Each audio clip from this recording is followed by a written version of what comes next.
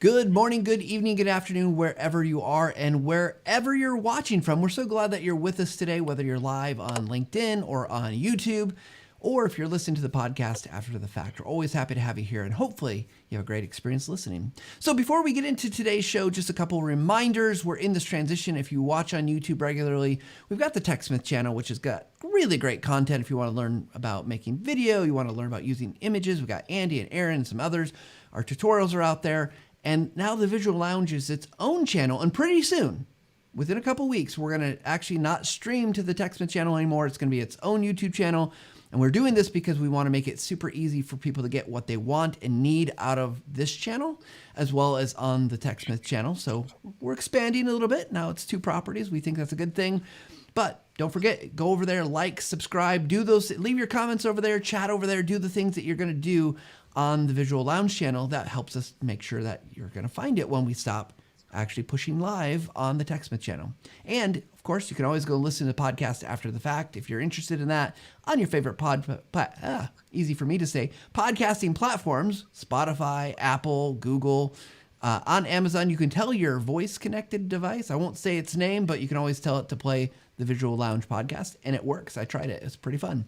So with that said, we're here for a show, though, because we've got a great show. We're going to be talking about stories. I think inherently we all love stories. We're going to talk about the power of stories, why stories can work for learning, why stories can work for media, whether you're doing video or images, things like that.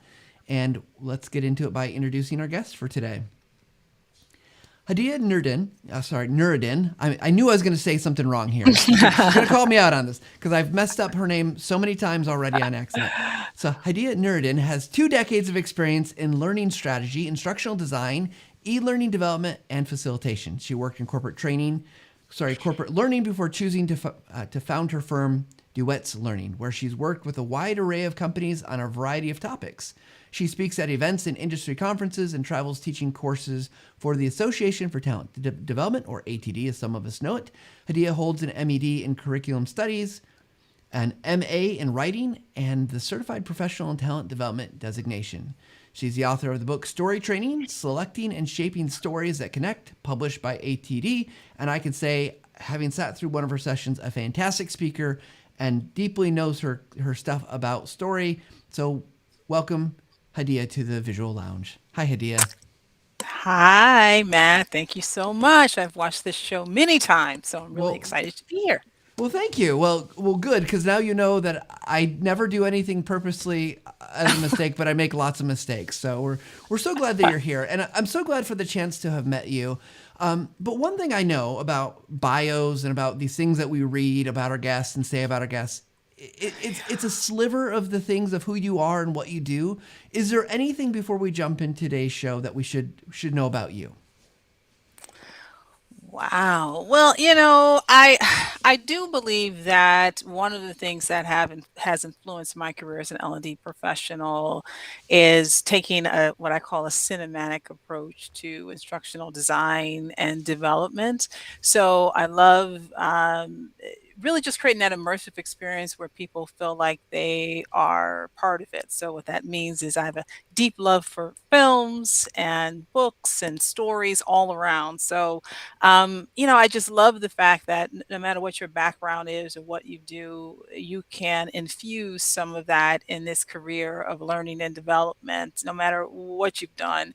And so I've taken advantage of that, and I think that's really, really guided the way for me. So I always make a lot of movie references and a lot of book references and all of that, and I'm noticing that some of the references I make now are aging me a little bit. I had this class where I think I showed a picture of the Philadelphia story and had the audacity to ask, "What's this movie?" Like, I don't know what that is. What are you doing? Like, oh no, what's happening? What happened here? So yeah, I have modernized my movie selections a little bit, but yeah, I am definitely a cinephile, and that has influenced my work a great deal. Well, fantastic. Feel free to drop any cinema references you want today. We can always catch up people that don't understand them, I feel like as I've gotten older, I know less and less. Like I used to know all the movies, and now it's like, well, I only know a Well, few. these can be like little movie assignments. Like if you haven't heard it, then hey, put it on your Absolutely. your watch list 'cause you can find these movies nearly everywhere now. So yeah. Absolutely. Well, I want to start our conversation pretty broad because I think with story, there's so much we could go into. And as I was mentioning before we started, I've got a ton of questions. But let's talk from a really broad perspective. Why do you think story is so important to think about and build into, and we'll call it the work, whether that's maybe learning development. There might be other people who aren't doing learning development, but that story applies to. Why is story so important, do you think, to think about and to include when appropriate? Well, at the end of the day, a story is just a tool. Is one of many ways to convey information to somehow get what you need, what your intent is. And it all starts with there. That's how I always say, I always get the question, how do you know a story is right? How do you know a story is the right tool to use? Well, it all depends on your intent. There's a saying where they say that if you want people to think, tell them facts. If you want people to feel, tell them a story. I don't think that thinking and feeling are mutually exclusive, although it feels that way sometimes. Um, however, the general meaning behind that is what do you want people to do with this information? What do you want them to feel, to believe, or what have you? So understanding the impact that story can have on people, whether or not it's a shift in behavior or a shift in perspective, if that's what you're going for, a story may be the way to do that. If you simply want to deliver information, maybe it's not the way to do that. I do think that it's important when you are trying to either deliver training or deliver some sort of message where context makes all the difference. There's some context that all of us can relate to, and we can see ourselves in with an empathetic view through the eyes of someone else. But many times we cannot. Many times it's an experience that's foreign to us, or maybe it's an experience that we don't really see the connections or don't want to see the connections between ourselves and the content or what people are experiencing. So often storytelling is good for that. Example I use all the time is customer service. Even though we all know what it's like to be a customer, when you are the cashier behind that register and it's all coming at you at once, it's difficult to feel empathy for the customer at that point. It's difficult to sit there and go, how would I feel in this person's shoes? It's difficult to do that. So sometimes story of really encourage them to see how would you feel if you were a customer and you walked in this situation and tell a story around that, and that they can sort of feel that you trigger that affinity for the customer. You can help them see things through the customer's eyes, and that may lead to the shift in the performance that you're looking for. So stories add, context, and I think that's one of the reasons why it's so important to use them. Yeah, so I love that idea of coming at it with intent, right? Having the right intent, having that kind of idea that you're going to shift. I would imagine that there are organizations out there and organizations, managers, individuals who say, yeah, but story is hard. Story is, it's tough to get it to feel like it's right, or hard to make story work for us because we're not creative people. How do you work with that? Because I think, like, yes, I want to feel if maybe the emotion will help change things, but story sometimes feels difficult if we're not good at it. Any advice for someone who might be struggling with that kind of reality that either their organization doesn't want it or personally there's like, I'm not good at story. Yeah. So when I started on this journey of speaking about storytelling frequently, I too always started with the story. Storytelling, this is storytelling, this is how stories work. And I realized that, wait a minute, I think the story itself is probably step 60. Steps 1 through 59 is finding out what the truth is. finding out who is immersed in this reality and how can we talk to them and find out what their experience is, what emotions are they feeling, what messages do they want to send to the people that they're working with. If I'm thinking of an example of, let's take an example like a compliance training, and I always hear we can't do stories for compliance training, but the story is not in compliance training. You are correct. The story is in people complying. So you need to go find the people and ask them what struggles are they having complying. I use ethics training for an example. I've worked at organizations in the past when I worked internally where we had this yearly ethics training all the time. And it's easy to sort of just give people the policies, but at the end of the day, you are asking people to put the company's interests above their own. And that's a bigger ask than a lot of organizations think. So, for example, you may think, well, let's do a scenario where a salesperson has to decide they're at dinner and they have to decide whether or not they should pay or not. But the company rules say that you shouldn't allow them to pay. I think it's different in different organizations, but you shouldn't allow the client to pay because it sounds like this pay for play deal. So, what should you do? What should you say in that situation? Well, that's interesting, but what if you don't work in sales and you're pushing this out to the whole organization and they're not in that situation? Maybe they work in the mailroom and they see a box that's torn and everything's spelled out, or there's no to on it. What do I do with this? Those are the struggles that they're going through. They're not thinking about slide 25. They're thinking about, what do I do as a person? What do I do? And those are the stories. So you're not making up anything at the end of the day. You're not making up anything. You're going to talk to people, finding out what they're experiencing, how they are living this reality that we are putting them in. What will it take for them to shift their behavior? And then a story is simply a carrier. All the story structures and formats that we know are just carriers for this information. So, that's what I say. It's not all creativity. There's no long ponytail strumming with your guitar and making up stories. That's not how it works. It's finding the truth, finding the people. And I always tell people, if you can't find the story, you've lost the people. Go find them and report back what they have shared with you.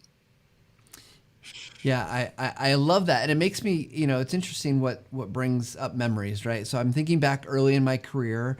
I was in grad school and I went to do some contract work for a small company, and they were really focused on stories and scenario based type learning. And one of the things we got to do was go to an organization. I'll keep those out of it, but they were big organizations, really big organizations. And I remember we spent a whole day just on like characters and what happens in their organization. And there was no learning developed. Like I was the instructional designer in the room, so that if they had a question about well, how would we test that? I could answer, well, we can do a quiz. But really, it was all about the scenarios that these people, and a lot of it was the ethics training. So it just made me think of that, which makes me think, like as you're doing this, I love that you said that, like, go ask the people what they're dealing with. So how do we make sure that we're getting the right, I guess maybe let me rephrase this. What's the role of feelings and getting people to feel something in these scenarios? You talked about the empathy a little bit, but is that kind of the crux of it, or is it being able to see themselves in a scenario? Is that what's really important? When I give these talks and I ask, why is story so important? Why is it such an effective tool? People always say emotions first. And as I sort of reflect on that, I think, well, first of all, not just any emotion, right? You have to do the work to find out which types of emotions are going to drive what you want.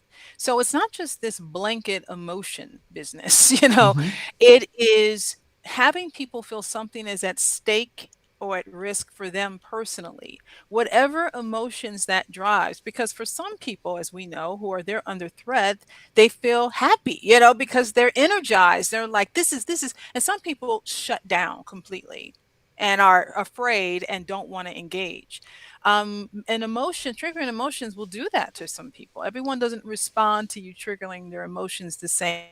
So I don't think I want to move away from this sort of blanket, it's just emotions. It really is, put something at risk for them, put something at stake and explain why something is at risk. They'll feel the emotions that they feel. And ideally, because we know we can't make people act or learn, all we can do is create circumstances in which they are more likely to do it.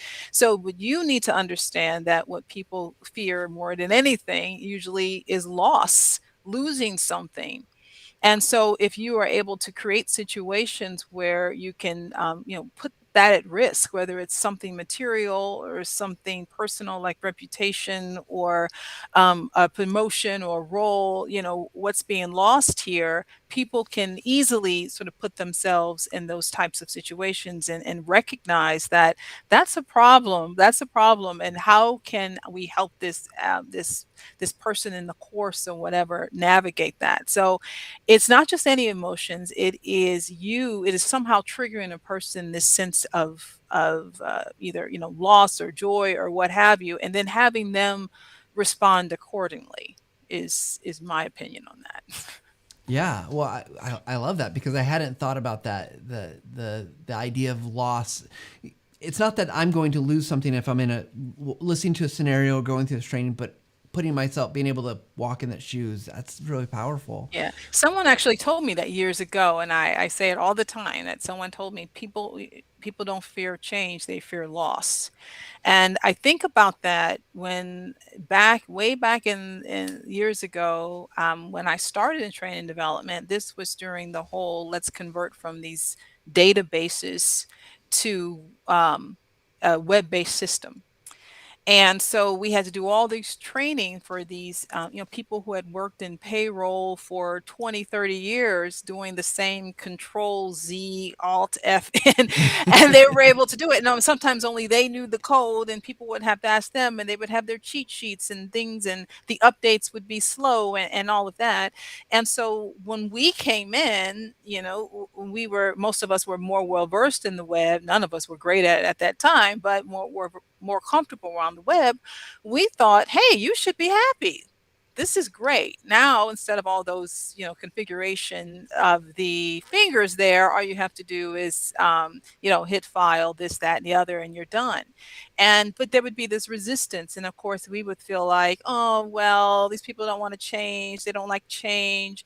And at the end, and now, and of course, always felt that way. And now when someone told me that, it sort of hit me. Actually, what is she losing? What is Martha losing by me taking the system away from her? There could be some sort of social power that she's losing, that she knows the secrets of how to do this. She knows her job. When she comes in every day, she knows what she has to do.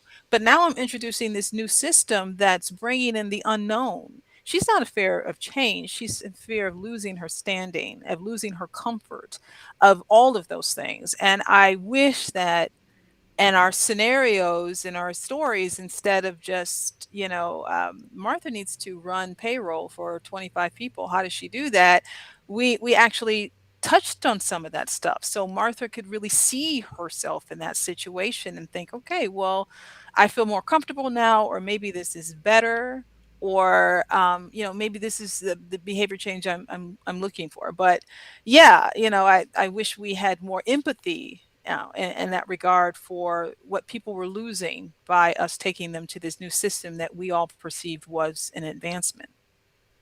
Yeah, wow, man, I love that because it does feel like I know the changes that I've gone through. That is usually kind of the root, right? Like it's not that it's going to be a new system. I'm losing understanding. I'm losing my ability to, like, if maybe I was an expert in the system, all of a sudden taking that away. So that's really powerful. And that's the big difference between finding the people and, instead of trying to find your stories in this software, which is, how do you run this system, and finding your stories in the people. That's the big difference. Yeah. Before we go on to our next question, I'm just going to share. There's some love in the comments here for you, Hadiya. It's one. It says, from Connecticut. Yes, I'm also a big fan of Hadiya. Her book even helped my daughter with her college applications and her business pitches. Thank you. So Oh, that's thank you. awesome. Very So, nice. Benita goes on to say, "Me too. Love her book." So there's definitely some love for you here in the chat. Okay. So uh, Well, thank you very much. I like love. oh yeah, we're all about it here on the VRN. But I want to talk about something. You and I had a chance as we were preparing for today's show. You said something and it struck me that you said that with stories, it's all formula. I think I'm paraphrasing. It's all formula and massage. You have to massage it to get what you want. And I want to talk Mhm. about that because we've talked a little bit about the empathy, the kind of the understanding what people are going through, that loss versus maybe whatever that loss is. Mhm. But again, getting to like where if I want to go and create and use scenarios and stories, talk to me a little bit more about this. How do I find those formulas? What are those formulas, and how do we get to a point where I can apply that? Mm. Well, to me, there's two sort of layers or branches to the best storytellers and how they do it. There's obviously a very the academics behind storytelling. I think that when we listen to great storytellers, sometimes we feel like, oh, she just lived this 2 weeks ago, and this story perfectly formed in her head, and she's telling us the story, and not really thinking, no, what happened to her was a set of events.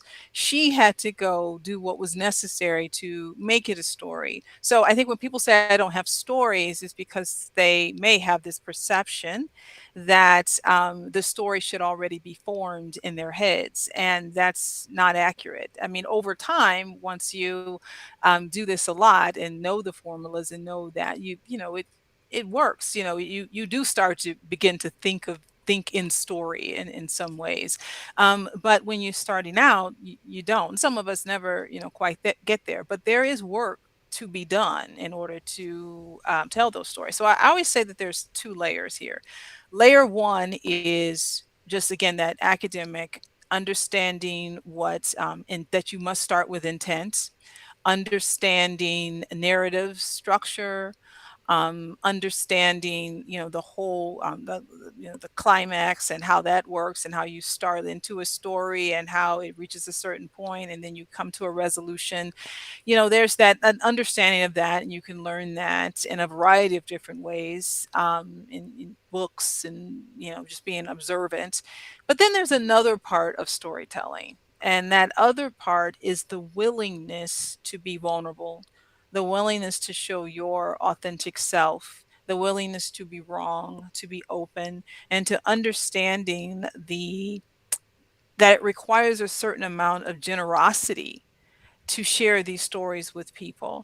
And that when you open your mouth, you are creating almost a variant of this story, and that it no longer really belongs to you. So I tell people that if it's a story that that you feel that your psychological safety could be compromised, then maybe that's not the story to tell, because then we get really defensive about those stories and we want to protect them, and we want to be right about about our own experiences. We have every right to want to be right about that. But we've all been in situations where we start telling a story and someone gets from it something that we're like, you could not be possibly listening to me if you think that that is what the story is about. But remember that they are not actually hearing your story. What they're doing is filtering your words through their own experience. And so you expecting that they are picturing exactly what you're picturing and they're going to come to the same conclusion that you came to, that's not accurate. So you're going to have to really let the story go. So that's that second lay, that ability to do that and to be able to say, because at the end of the day, that's what you want. You don't want people to just take a photocopy of your story and plant it in their head. You want them to invest in it themselves and recognize themselves and think, yeah, I've been in that situation as well. And I see how she handled things, and maybe I handled it differently or what have you, but I can recognize myself in the narrative that she's saying. And I'm invested in this story. I'm invested in what she's talking about. That's what you want, not just this photocopy, but that takes a certain amount of, again, generosity, a little bit of bravery, to allow that story to that variant to fly out and let people make it their own at the end of the day. So as far as like tools and things that I use as far as formats, I always talk about something that I discovered while I was writing the book. It is called the story spine. And if you've ever been in a session with me, you've heard about it. And what I love about it is that it forces you to create a story of transformation, which is the type of stories that I think we should be telling in learning and development. What use is a story if it's not about a change? That's how I distinguish a story from an anecdote. An anecdote is like this retelling of events, which is great and fine. But when it comes to what we are doing, in whether or not you're just doing leadership, you're a leader and you're trying to get the team behind you, or you are in some sort of learning capacity, or you are a person who is working with subject matter experts and you're trying to get the story out of them. You're always trying to follow that arc of, this is where I am, something happened, and this is where I landed, right? So you're always trying to follow that arc, and this tool, the story spine, encourages you to do that, where it's a real sort of scaled down version of the hero's journey. And you have this idea where you have the ordinary world where people are today, right? So say you're, again, doing something like customer service training or something like that, and you want to talk about how to deal with a difficult customer. Well, sometimes you'll talk to a subject matter expert and they will, for example, tell you, well, I just deal with customers this way, and this is how they should deal with them, and that's really the content of the course. Okay, well, that's great, but I would prefer to know, how did you get to that point? How did you used to be? And then what made you say, you know what, this strategy is better. This method is better. What made you say that? Tell me about the day that that customer came in and cursed you out and you decided that this was the best way to handle it. Tell me about that day, right? And it could have been several days, right? And then at the end, what did you learn from that experience and how do you apply it to your training? So, or how you apply to what you do. So that is sort of the crux of every story, we're trying to find. And then you can use that for your own personal stories. You can use the same thing. It all centers around a change. A change is what matters. So that's one of the formulas. It's all sort of this variant or take on the hero's journey. Yeah. Yeah. Wow. There's about 1,000 things to unpack here. So I'm going to try to figure out which question I should ask first. And I know we have a question from Christy I want to get to in a second, but I'm curious. So, I want to get back eventually to the kind of some of the structural things, but let's talk about vulnerability for a second, because I think from a corporate perspective, vulnerability is hard. It's hard to put yourself out there. You don't want to be the person who's seen as maybe you didn't do something right, or you made a mistake, or whatever that point along the change was, or it might be that makes it vulnerable for you. So, what advice would you give for people who are struggling with that, if any? Because as storytellers, I listen to enough things that deal with story that I'm like, I can see where that really makes an impact, but I'm not always sure I know how to do that for myself. Well, I would say, first, you do not owe the world a breakdown. Like, you certainly don't Right. owe them that. So, you know, vulnerability is earned in many ways. I always sort of say, well, you don't owe the world vulnerability, but you do owe them authenticity. It really is up to you to decide where the line is. And I think what's helpful with tools and formulas and all of that is that it helps you extract from the story what you need in order to get your point across, right? So that's why intent is important. You need to extract from that experience what you need. And if not, then what happens is this story pops in your head and it comes out your mouth, and you're sort of left there feeling like, I shouldn't have shared all of that. Right. That is why intent is so important. That's why intent matters, right? Because is it, what am I trying to get here? I'm just trying to get to people understanding why it's important to deliver feedback when they need to deliver feedback. That's what if there was an incident where I had a boss that I got fired behind it, if it's something that is very personal to me and was very traumatized, you have to, as an adult, figure out where that line is.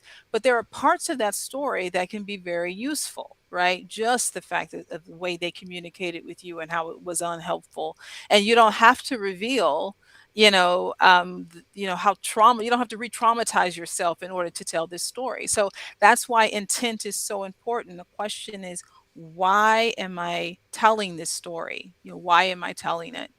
And what do I want people to do with this information? And do they need all of these other bits and pieces? And I sort of say that the intent is the litmus test which you bounce everything against to see whether or not it should go and should belong in the story.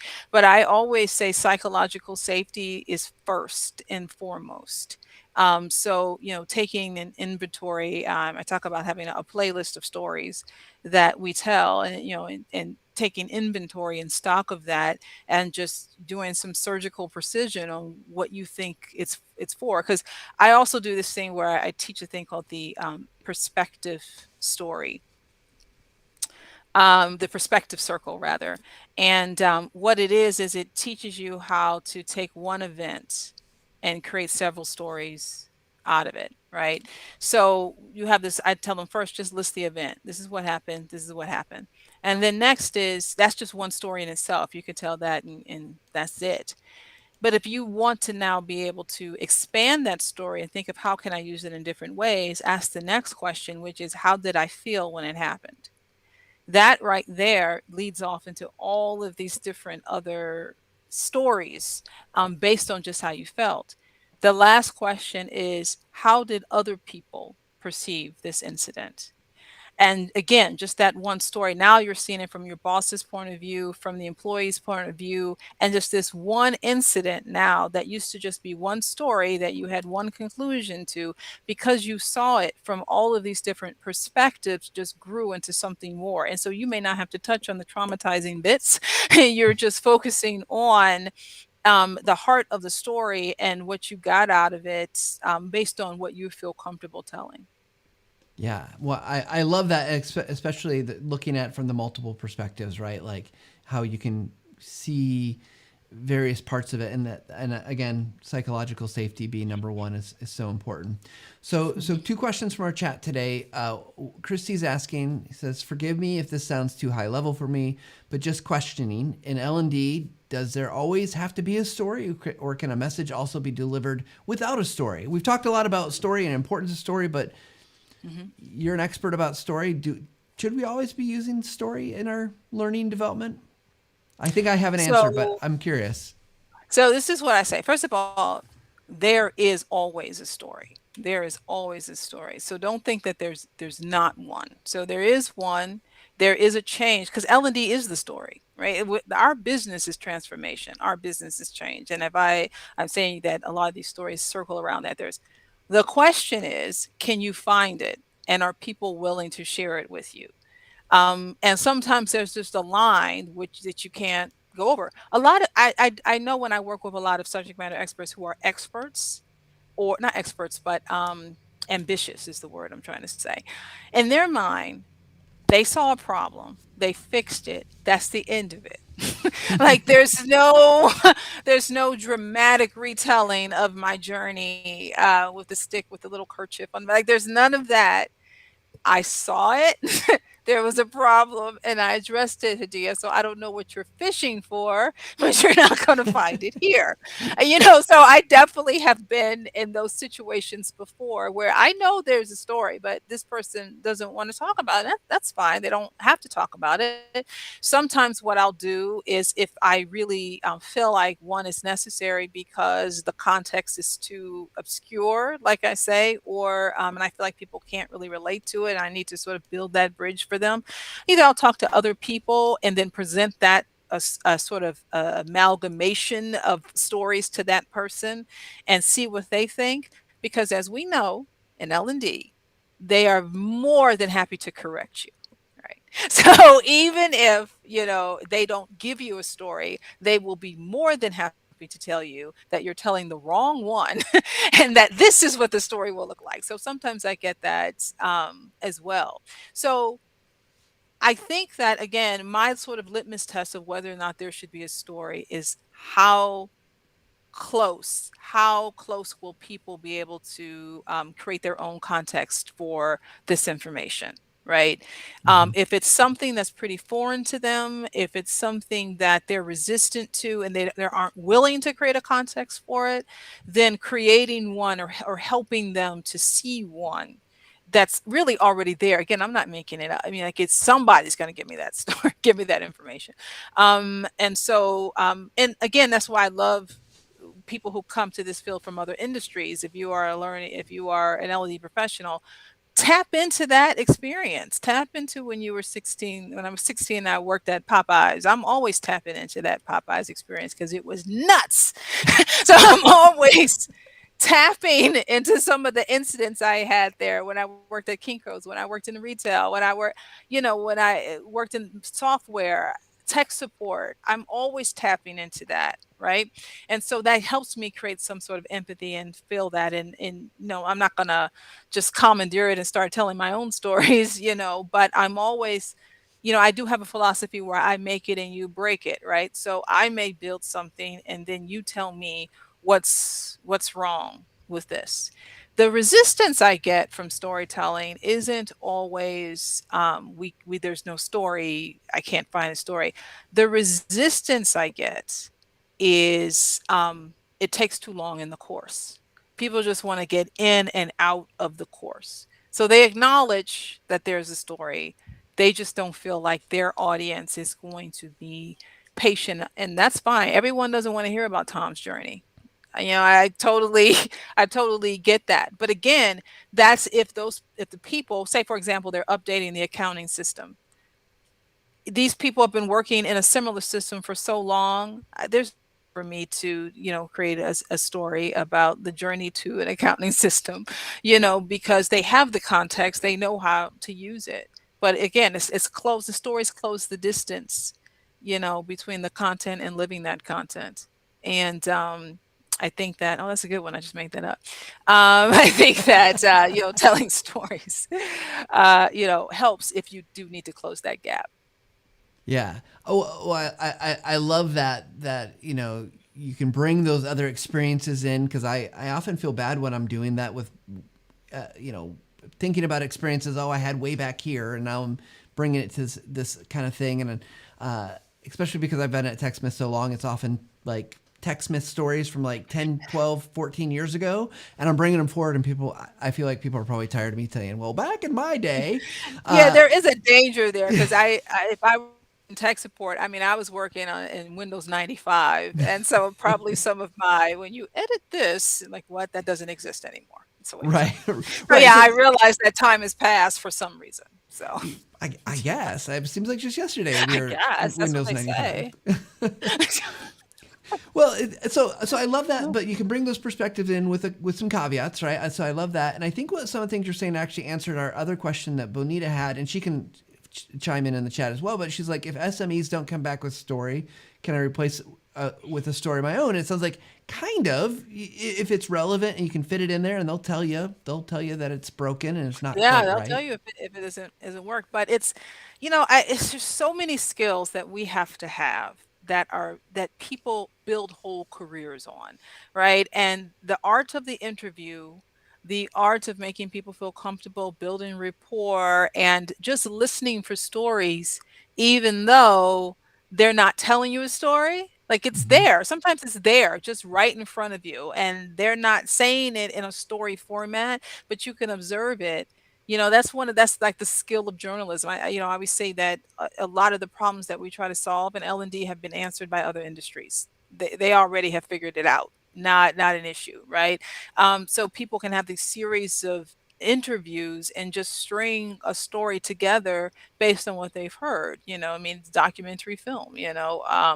So just pulling that all together, building this narrative around it. And again, when I say building a narrative, just focus on what is the change. What was the switch that flipped where that person will never be the same, and then what did they learn from that experience, and then how can that information be used to inform others. Sometimes I hear stories and I still don't put the story in the training, right? I mean, I use that content for the course itself so I can write other narrative, but it may not, come in a story format. So and that's what they used to teach us all the time was when you're talking to SMEs, tell me a story. The story, it may not be story based at all, but tell me a story anyway, because Right. I'm going to use this as content for the training. Yeah, so it's an informer. It informs what you're going to create otherwise. I want to we've got a few minutes left before we move on to speed round, but I want to ask you because you at the beginning of the show you said you love like cinema and Hollywood and those stories. Obviously, a great place for stories. I am often telling people like, hey, because we're talking about making video a lot on the show. You don't have to be Hollywood. You don't have to try to do a Hollywood. And I'm talking about usually the visuals.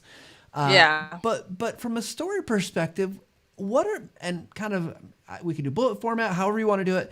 I'm curious, what are the things we should be learning from Hollywood in terms of story? Because obviously, talking about learning from other industries, Hollywood has mastered the story. Right. So Right. what's the kind of big high level takeaways that kind of like I don't have to be an expert, I don't have to be a deep cinephile to understand anything we could pull from what we see in kind of the films Yeah. and TV? Yeah. Yeah, I am one of those obnoxious people that people don't want to see. It's like Hadiya was just a movie. I'm like, no, it wasn't. It was an experience. Don't you ever forget that. But the way, as I've been thinking about this over time, knowing that most people have a life and don't want to be that obnoxious about it, I would say this. For me, the mystery behind film is the way that manipulates, and I will say the word manipulates Mm-hmm. emotions. And just when you think about some of your favorite, now it doesn't have to be a favorite film, it can be a scene. What did they do in that scene to make me feel a certain way? Why do I like this villain? Why am I seeing movie after movie of Freddy Krueger? Like, why am I he's a murderer. He's like not cool.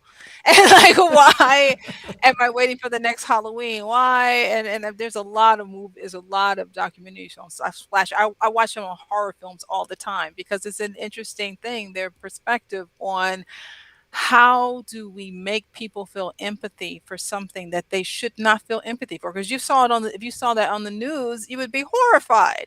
But yet, for this movie, there's that suspension of disbelief, obviously. But there are things that they do. Now, it's not always just fear. There's things through lighting. There's things through the words they say and what they don't say. I love films that use as few words as possible and just through glances and just through looks are able to convey what they need to convey. In writing and screenwriting, they have this phrase called on the nose, in that when you write something, you should say everything except for what you actually mean to say. So if you're in a fight with someone, it's like, Chester, I'm done with you because you did these three things. First, you did like, no, that's too on the nose. Like, you don't talk to him for a week and you slam doors and you burn dinner and you do all those things. That's what you do first to convey that those are the three things. That's a horrible sexist example, but that's the point, that you do all of these things other than outright say that is what I'm doing. Now, obviously, you don't want to build training around that because you want to put the content in the training, but little subtle things like that, that it is the way people are acting and the way people are looking and the expressions and all of those things and what they aren't saying that tells the story more than it itself. So what that informs me in a more practical example, if I'm writing e-learning, that's when I learned that less is more, right? That people don't just regurgitate. I think ethics training is important too, Bob, because of these three things, right? Instead, this character is going to give an example. They're going to tell a story. They're going to use less words and they're not going to be as on the nose as they would be if I were just to say, these are these three bullet points. Yeah, it's definitely, yeah, show, don't tell. It's definitely showing how people respond to something rather than telling. And the good movies do that. They are great examples of that. When I think a lot of good video is just that, right? It's the visual, using the visuals in its fullest, as well as the audio experience, kind of that full body, full immersion, and emotionally too. So that's well, so I love that. Thank you so much, Hadiya. We're going to move to our speed round here in just a second, but before we do that, you've given us so many great pieces of information, and I've still got about 12 other questions I could ask you, but I'm going to save them sake of timing here. But what I'd love to have you share with us, where can people go find more about your work, about story, about what resources should we be going looking for to find you, and more about using story? Well, I try to keep it simple. Everything's at my website, duets, as in two people singing, learning .com. And on there, across the top, there's a tab called resources. And I have a whole page of different resources, and one is storytelling resources. I also have on that page, and I talked about this at think Dev learned last year, which is the science behind storytelling, because I know sometimes to convince our bosses and subject matter experts that storytelling matters, they need a little bit more than because we like it, and that the emotion and all that. So that gives you some of the science, because there are people who've looked into this very heavily of what it actually does to the brain when someone is listening to a story. So you may want to delve into that to bolster, even maybe just to convince you a little bit more of what you want to do. Yeah. Yeah, awesome. Well, thank you for sharing that. Now, we're going to go into what we call our speed round questions. As I've explained, for those maybe who are new to listening, these are going to be fast, kind of lightning style questions and answers, and we'll move through them pretty quickly. So let's dive into our speed round.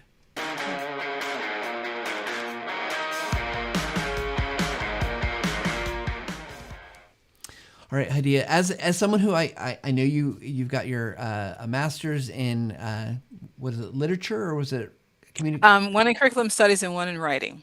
In writing. Okay, so as a writer, you probably have to read a lot. So what's one piece of writing that you didn't create that you keep going back to? It could be fiction, nonfiction, whatever you like. Hmm. Wow. Okay. I'm more of a theater person, but Okay, I would well, we say, can change it to theater, show, okay, movie, television, theatrical production. any play by let me think. Okay, my favorite play, I'll put it this way. My favorite play is A Raisin in the Sun. What I love about that play is the different layers, and how all through my life, when I first saw it, I saw it as one thing, and then every time I see it differently. And that really sort of is the essence of story in many ways, in that, you have a story, one version of a story, and as you mature and see things differently, it evolves over time and it changes. And that play reminds me of that. So Raisin in the Sun, is that correct? Yeah. Hmm. Perfect. I'll have to check it out. Okay, so next question. If you could be a hero in any story, because heroes are obviously important to stories, who Uh-huh. would you choose and why? The type of hero or brand already created hero? I'll let you choose. I These are would like to open. be the one I would like to be the one, that the oracle, the one that they seek advice from, and who's very sage, and who has a walking stick and sandals, and they come in and ask, and then they go off on their journey and everything goes awry, and then they're in the final battle, and the villain gets killed at the end, and he drops to the ground, and it's me standing there with some tea, like, oh, were you were you looking for me? So I'm both. They thought I was this sage person in the kitchen, but at the same time, I'm also this action figure. So both. That's awesome. I love it. I love it. So next question in our speed round, where do you turn for inspiration? As someone who's obviously super creative and pulling in story, how do you keep the creative well full so that when you need it, you can draw on it? Well, so of course I mentioned movies, but Hmm. also I would say creative intake of oral information, which is eavesdropping. So listening to conversations and seeing how people talk and interact with each other. And that's one casualty of the pandemic for me. I would go to Starbucks and just watch how people talked and how they interacted and listened. And you could, I mean, it really does inform how you write conversations and writing in all capacities, but definitely when you're creating scenarios. So what sounds natural? What is the flow of dialogue? So being a student of dialogue is important to me. So listening to that always inspires me. That's awesome. And I would imagine that this last 2 years has probably curbed that quite a bit. But I also Yeah. imagine you get into some of those things and you're like, this is not a good conversation.